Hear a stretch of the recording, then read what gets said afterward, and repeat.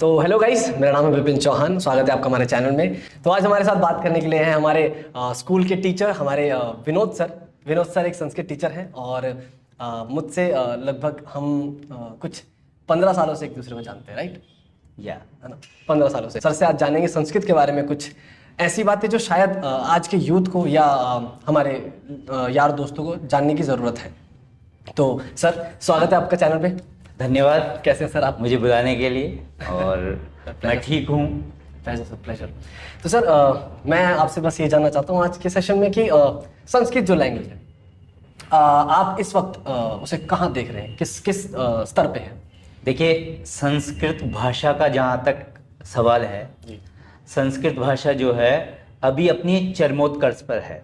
एक जमाना था जब अकबर से पहले का जो, यानी मुगल काल से पहले का जो समय था, जब संस्कृत अपने उत्थान पर थी, वैसा ही जो पीरियड बीच में आया उसमें संस्कृत थोड़ा सा विलुप्त हो गई, कम हो गई, उसका ह्रास हो गया। लेकिन अब संस्कृत वापस अपने उत्थान की ओर बढ़ रही है, यानी अपनी ऊंचाइयों की सीढ़ियां चढ़ती जा रही है संस्कृत। सर, इसके उदाहरण जैसे हम क्या ले सकते हैं? इसके उदाहरण ये है कि जैसे बीच में क्या हुआ था, मुगल काल आने पर संस्कृत साहित्य की रचना बिल्कुल बंद सी हो गई थी।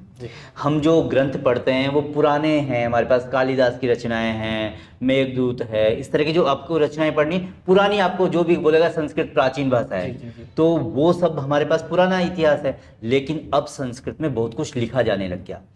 अब हर वर्ष जो है बहुत सारे बच्चे पीएचडी कर लेते हैं, उनकी थीसिस है, वो हर पॉइंट छोटे छोटे बिंदुओं का, और कई ग्रंथ जो पुराने हैं हमारे, उनका उन्होंने अनुवाद भी कर दिया है अलग अलग भाषाओं में, तो लोगों के लिए एक्सेसिबल हो गया है। दूसरी बात, संस्कृत इंटरनेट पर भी आ गई है, तो अब लोग जो है उसको आसानी से समझ सकते हैं। संस्कृत को बढ़ाने के लिए बहुत सारी संस्थाएं काम भी कर रही है, और मुझे तो ऐसा लगता है कि अब संस्कृत का माहौल जो है, संस्कृत जनभाषा होने वाली है।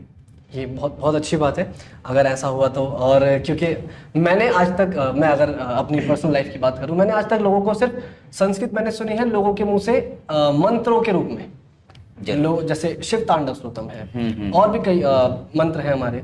तो इसके अलावा लोग, जैसे आप ये बता सकते हैं कि लोग संस्कृत भाषा बोली क्यों नहीं जाती है लोगों में आपस में? देखिए, क्या है कि एक हर चीज का एक पॉपुलर ब्रांड होता है, ठीक है। जैसे आप लोग कोलगेट क्या है, टूथपेस्ट के नाम से फेमस हो रखा है। कोलगेट मतलब टूथपेस्ट, है ना? आपके मतलब ये दुकान से जाके बोलते हैं कोलगेट दे दो। तो ऐसे ही संस्कृत को लेकर के एक ब्रांड है कि भाई ये तो मंत्रों के काम की है। उसके बैकग्राउंड में बहुत कुछ है। संस्कृत में साहित्य है, ज्योतिष है, वेद है, व्याकरण है, ये सब बोले भी जाते हैं, पढ़ाए भी जाते हैं। वास्तु ज्ञान है, विज्ञान है, ये बोले भी जाते हैं, पढ़ाए भी जाते हैं। तो केवल श्लोक ही नहीं है, गद्य भी है, बहुत सारा गद्य है। संस्कृत में वार्ता भी होती है। अभी इस समय भारत में 5 जो है संस्कृत ग्राम है। संस्कृत ग्राम यानी पूरा का पूरा गांव जो है संस्कृतमय है, वहां पे कोई दूसरी भाषा नहीं बोली जाती है। ये तो मैं पहली बार सुन रहा हूँ। मतलब संस्कृत के गांव है जहाँ पे संस्कृत बोली जाती है? पूरा ऐसे कर्नाटक में 2 गांव है, अच्छा, मध्य प्रदेश में है, और एक राजस्थान में है, और एक ओडिशा में है। ये 5 गांव पूरे संस्कृतमय वातावरण में है। मेरे लिए हैरानी की बात ये है कि ये अलग अलग कितने डिफरेंस में है ये सारे प्रदेश।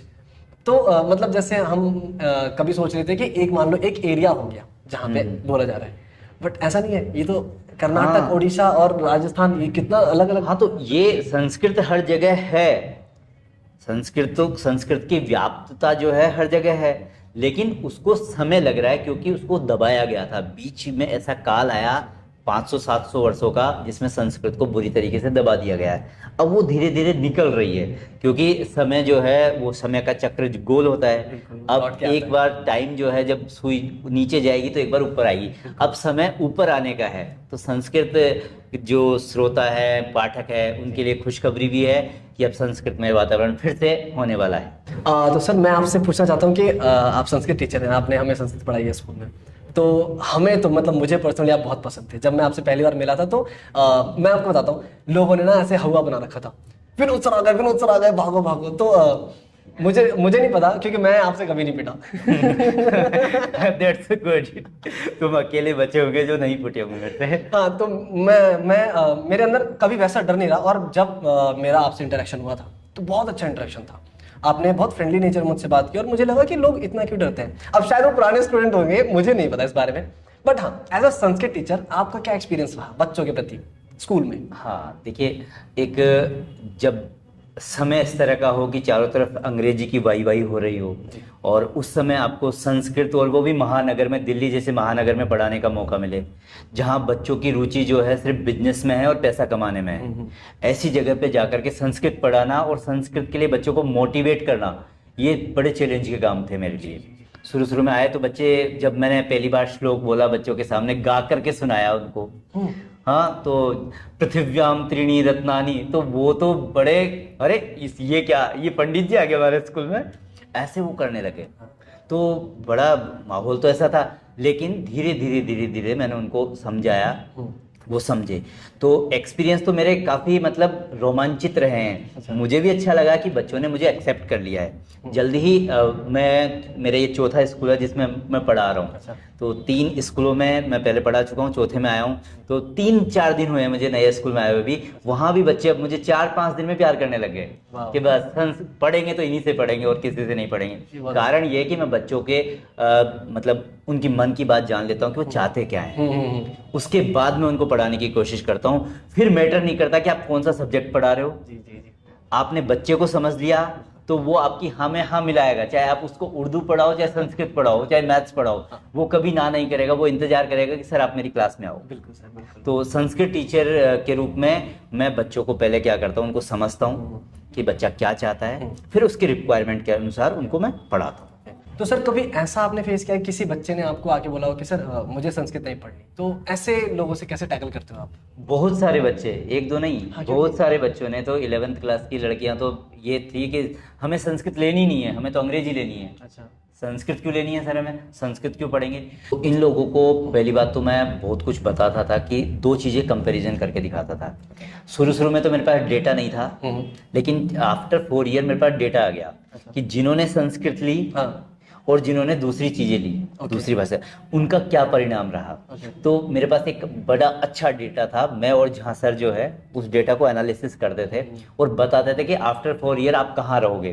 तो संस्कृत जिन बच्चों ने ली थी वो अच्छे कॉलेजों में उनका एडमिशन हो गया था, और वो आज जो है वो नेट JRF कर चुके हैं। उनको अभी 35 से 40 हज़ार रुपये उनके पास आ रहे हैं, हर महीने उनके पास आ रहे हैं, जिन्होंने संस्कृत सब्जेक्ट लिया था और उसमें आगे पढ़ाई की है। और जिन्होंने, बाकी लड़कियों ने या बाकी बॉयज़ ने जो सब्जेक्ट लिए थे, वो ज़्यादातर अपना काम कर रहे हैं कहीं पे। बिल्कुल ठीक है ना, उनका पढ़ाई, क्योंकि उनके अच्छे कॉलेजों में एडमिशन ही नहीं हुए। 98-99% उनकी 12th में बनी नहीं। उस टाइम पे परसेंटेज से एडमिशन होते थे DU में, तो उनके एडमिशन नहीं हुए तो घर वालों ने उनको कोई काम पकड़ा दिया, कोई कंप्यूटर का काम करने लगा, कोई किसका काम करेगा।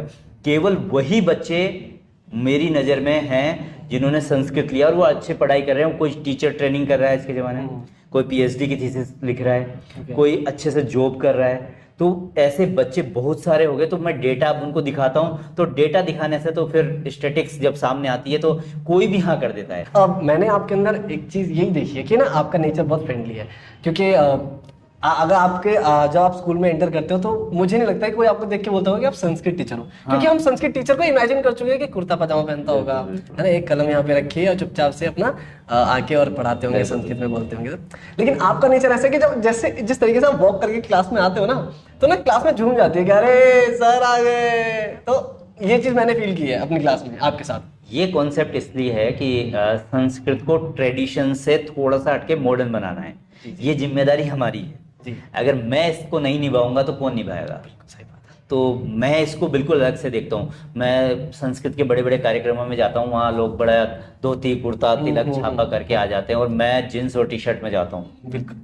और जब मेरे मुंह से संस्कृत सुनते हैं लोग तो उनको भी बड़ा अच्छा सा लगता है, और बच्चों को तो मजा ही आ जाता है कि हमारे जैसे सर आ गए। अगर मैं वही पुरानी पोशाक में जाऊंगा और वही सारा सब कुछ रखूंगा तो बच्चे मेरे से न तो मित्रता कर पाएंगे। कि मैं केवल संस्कृत तक ही उनको सीमित नहीं रखता हूँ। देखो, भाषा अपनी जगह है, मैं उनको टेक्नोलॉजी की ओर भी ले जाता हूँ। तो मैं ये बताता हूँ कि केवल संस्कृत सीखने से आप टेक्नोलॉजी से दूर नहीं हो जाओगे, आप टेक्नोलॉजी के और करीब आ जाओगे। संस्कृत और कंप्यूटर का बहुत गजब का रिश्ता है। जैसे मैं आप लोगों को बताता हूँ, कंप्यूटर बाइनरी लैंग्वेज समझता है। बाइनरी लैंग्वेज होती है 0 और 1। कंप्यूटर को इतना ही समझ में आता है कि कोई चीज़ ऑफ है, कोई चीज़ ऑन है, इसके अलावा कंप्यूटर कुछ नहीं समझता है। उसको कंप्यूटर को समझाने के लिए हमारे पास मशीनी लैंग्वेज होती है, जिसको हम हाई लेवल लैंग्वेज बोलते हैं। जी। ठीक है, उसको ज़्यादातर ट्रांसलेटर या फिर कंपाइलर वगैरह बोलते हैं हम लोग। वो कंपाइलर को कंपाइल करना पड़ता है, जो भी जैसे हम इंग्लिश में टाइप करते हैं या कुछ कमांड उसको देते हैं तो कंपाइल करना पड़ता है। तो कंपाइल करने के लिए संस्कृत बेस्ट है। क्यों बेस्ट है, देखिए मैं बताता हूँ। आपने कहा यू आर गोइंग, ठीक है, you are going in English में बोला आपने, इसका मतलब आप जा रहे हो सकता है बहुत सारे जा रहे हो जी, आप 2 जा रहे हो सकता है, नहीं हो सकता। लेकिन संस्कृत में तो ऐसा नहीं है। त्वम गच्छसि, तुम जा रहे हो, इसका मतलब तुम अकेले जा रहे हो। तो कंप्यूटर को तो कंपाइल करना है ना उस वर्ड को लेकर। जहां त्वम आ गया इसका मतलब एक ही आदमी है वहां, 2 हो ही नहीं सकते, 2 हो ही नहीं सकते। स बोला है, स बोला है तो इसका मतलब एक ही लड़का है।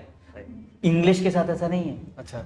दूसरा प्लेसमेंट, जो लाइन होती है हमारी, जैसे अहम गच्छामि, अहम विद्यालयम गच्छामि, मैं विद्यालय जाता हूं। तो इसमें क्या है कि अहम को मैं पीछे लगाऊं, आगे लगाऊं, बीच में लगाऊं, संस्कृत में फर्क नहीं पड़ने वाला है। अच्छा। विद्यालयम गच्छामि अहम, ये भी सही है। अच्छा। गच्छामि अहम विद्यालयम, ये भी सही है। तो उसको तो चाहिए ऐसी चीज ना कंप्यूटर को जो गलत ना हो, हाँ, एकदम परफेक्ट हो। उसके लिए अब इंग्लिश में तो जरा सा वर्ड इधर उधर हो गया तो सारा गड़बड़ हो गया। रेड मार्क आ उसमें तो जो आपकी जो इज आर एम पहले लग गया तो वो आपका क्वेश्चन हो गया। हाँ। साथ में लग रहा है तो हेल्पिंग वर्ब हो गया। तो बड़ा मुश्किल है वहां, तो कंप्यूटर को भी टाइम लगता है। जब संस्कृत के पूरे फोनेटिक्स उसमें लग जाएंगे, पूरे सिंबल वगैरह अच्छे से लग जाएंगे, तो आप देखोगे कि आपको जो मशीनी लैंग्वेज है उनको काम कम करना पड़ेगा। कंपाइलर का काम कम कर देगी संस्कृत भाषा। इस पे काम चल रहा है बेंगलोर में जबरदस्त। अरे वाह, जबरदस्त काम चल रहा है। बहुत अच्छी बात है सर। अभी आपने आधुनिक की बात की थी कि संस्कृत लैंग्वेज जो है, जैसा आपका नेचर है वो सिर्फ लैंग्वेज तक नहीं है, आपका मकसद है कि बच्चे और भी चीज़ें शेयर करें आपसे। तो अब जहाँ पे आधुनिकता की बात आती है वहाँ पे मेरे दिमाग में अभी जस्ट एक आदि पुरुष एक मूवी आई थी, जो कि अभी आई है। बहुत बढ़िया। तो उसकी लैंग्वेज के ऊपर आप क्या कहना चाहेंगे? क्योंकि मुझे लगता है कि वो मूवी सिर्फ यूथ के लिए बनाई गई थी, ताकि उनको स्टोरी पता चल सके, कहानी पता चल सके, बट यूथ उससे ऑफेंड हो गया। देखिए, फिल्म आदि पुरुष के बारे में 2 चीज़ें हमें, या 2 तरीके से हमें सोच लेना चाहिए। हो सकता है अलग अलग तरीके से सोचे, स्वतंत्र देश है ना, और यहाँ पर विचारों का स्वतंत्रता है ही, सब विचार आपने रख सकते हैं, दिखा भी सकते हैं। 2 चीज़ें हमें समझनी चाहिए। एक तो फिल्म का उद्देश्य क्या था। ओके। फिल्म का उद्देश्य होता है मनोरंजन करना, राइट। ठीक है। अगर आप उसको मनोरंजन तक लेते हो तब तो उस फिल्म में कोई बुराई नहीं है मेरी दृष्टि में, मनोरंजन तक तो। लेकिन अगर हम ये समझते हैं कि फिल्म देखने से हमारे परिवार के बच्चों पर, हमारी देश की जनरेशन पर इम्पैक्ट पड़ रहा है, या उनकी फैन फॉलोइंग बढ़ रही है या घट रही है, या उनका अनुसरण लोग कर रहे हैं, तो उसकी लैंग्वेज सरासर गलत है। ओके।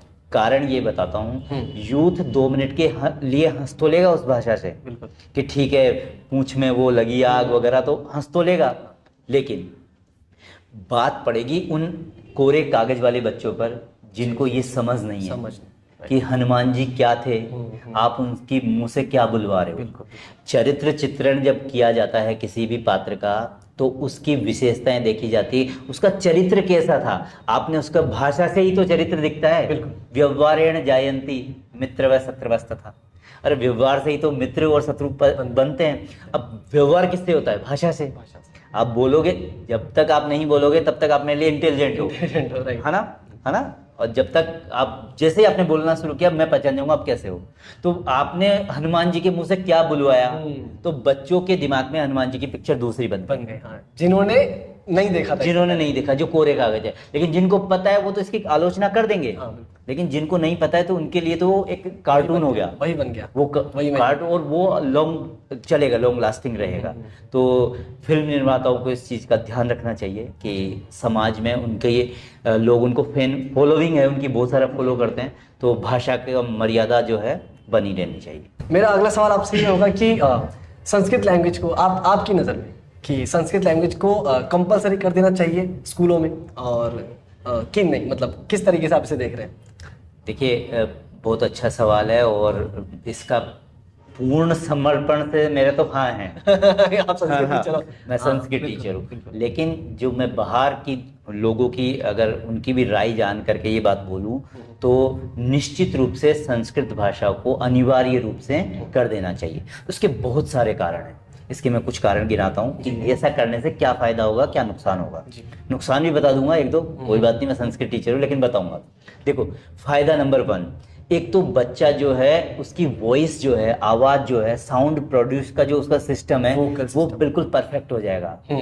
संस्कृत के जो वर्ण हैं वो साइंटिफिकली प्रूव्ड है।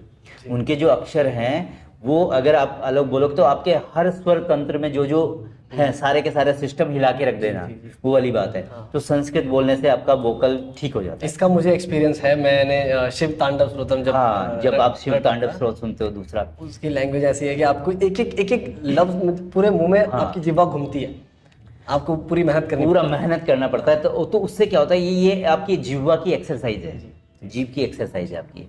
दूसरा कारण देखो, बच्चों का जो दिमाग होता है या बच्चे जो 5th क्लास तक होते हैं तो उनके साथ जो साइकोलॉजिस्ट है, बड़े बड़े मनोवैज्ञानिक है, वो बोलते हैं कि उनको स्मृति स्तर का यानी मेमोरी टाइप की ही लर्निंग होती है उनके पास। वो किसी चीज को याद कर सकते हैं और उसको सुना सकते हैं।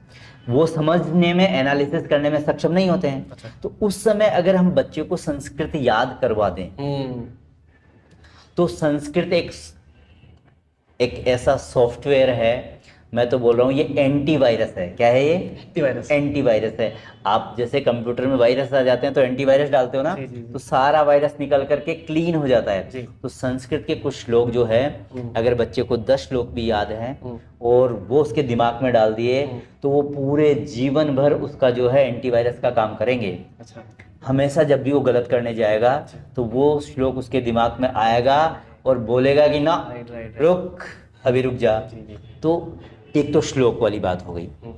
तीसरी बात है, वो अपने ईश्वर के साथ साक्षात जो है मिलन के लिए, कनेक्टेड रहने के लिए प्रयास करेगा संस्कृत श्लोकों के माध्यम से। ये है। चौथी बात यह है कि संस्कार तो संस्कृत में कूट कूट करके भरे हुए हैं, उसकी तो कोई चर्चा करने की जरूरत ही नहीं है। सर, जैसे आप स्कूल में हैं तो जब आपको बच्चों को श्लोक याद करवाने होते हैं, मतलब फॉर एग्जांपल एग्जाम्स आ रहे हैं बच्चों के या फिर ऐसा कुछ हो रहा है, तो आप किस तरीके से बच्चों को सिखाते हैं श्लोक? तो देखो, श्लोक सिखाने का तो पहले तो मैं क्या करता हूँ, बोर्ड पे लिख देता हूँ बड़े बड़े अक्षरों में वो श्लोक जो है लिख दिया मैंने बड़े बड़े अक्षरों। फिर मैं उनका एक एक शब्द का उच्चारण से बिना स्वर के ताल के करवाता हूँ। अच्छा। फिर जब बच्चों को वो थोड़ा सा उनकी जिह्वा पे आ जाते हैं शब्द, जैसे पृथिव्याम त्रीणी रत्नानी, जब बच्चे बोल रहे हैं तो वो रत्नानी को कुछ और बोलेंगे, पृथिव्याम को कुछ बोलेंगे, तो मैं 3-4 बार ऐसा करके उनके मुंह में ला देता हूँ वो शब्द। फिर मैं गाना शुरू करता हूँ, पृथिव्याम त्रीणी रत्नानी जलमन्नम शुभाषितम मूढ़े पाषाण खंडेषु रत्न संज्ञा विधीयते। तो बच्चों को लगता है कि नहीं अब मजा आया, है ना। फिर वो बोलना शुरू करते हैं और वो याद भी करना शुरू कर देते हैं। हमें जब कंपटीशन होते थे संस्कृत श्लोक के, हम लोग तो इसलिए जाते थे क्योंकि उसमें पैसे मिलते थे। पहला कंपटीशन ऐसा था जहाँ पे आपको बच्चों को नगद तो उसके लालच में आके हम लोग जाते थे कि सर कंपटीशन में सर हमें ले लो। अब हम प्रेशर में याद कर रहे हैं कि यार पैसा लाना है, जीतना है, तो हम लोग उस चक्कर में हमने उसको एज ए चैलेंज लिया और हमने याद किया। तो हम लाइव कई बार हम जीते भी हैं।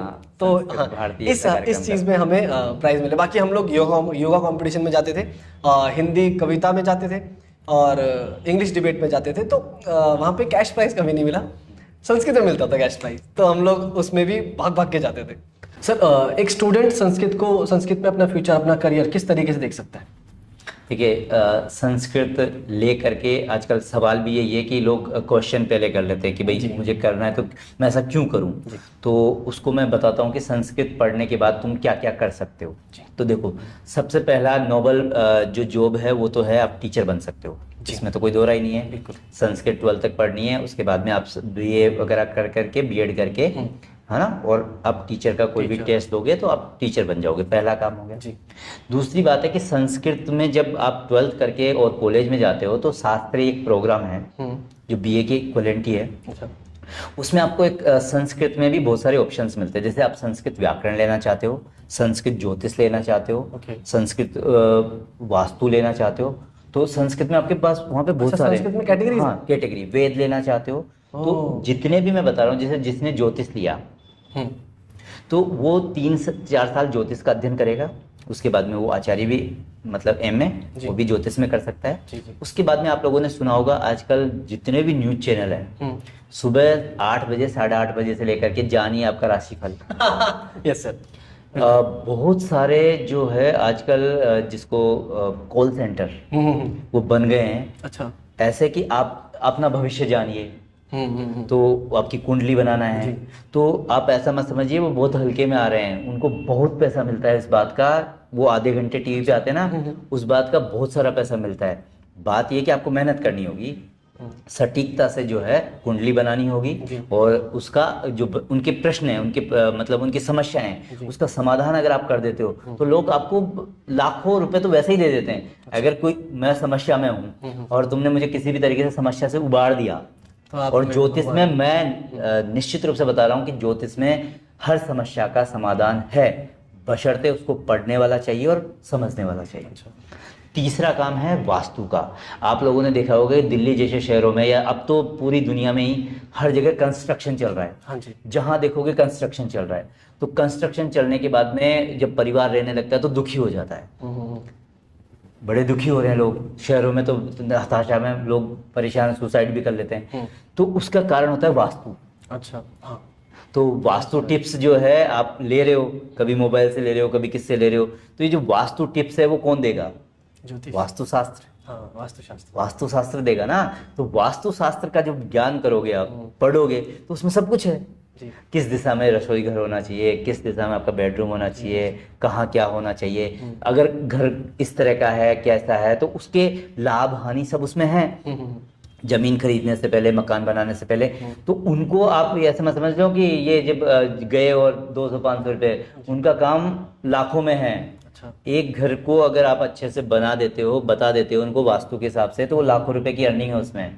तो छोटा मोटा बिजनेस नहीं है वास्तु का, बहुत बड़ा बिजनेस है और लार्ज स्केल पे चल रहा है। तो कर्मकांड का तो है ही। बिल्कुल।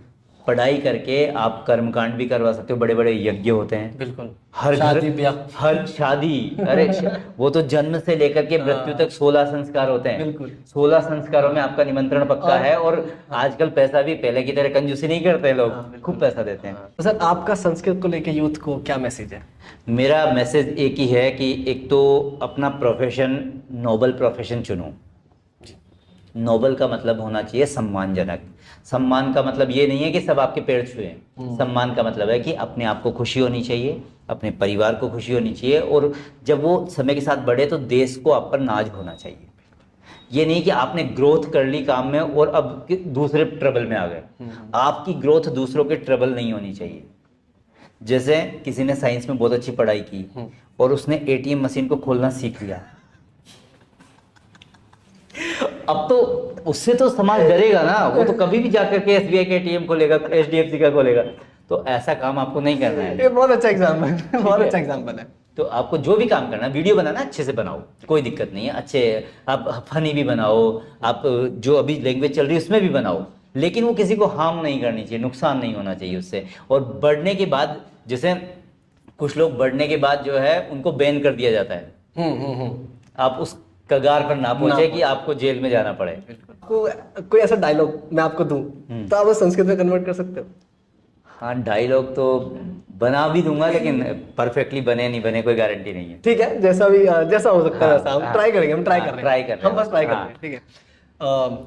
एक डायलॉग है सनी देओल का, बहुत बहुत फेमस डायलॉग है, ये मजदूर का हाथ है का दिया लोहे को पिघला कर उसका आकार बदल देता है। बड़ा मुश्किल है। संस्कृत में इसका क्या होगा सर? हाँ, कोशिश करता हूँ मैं।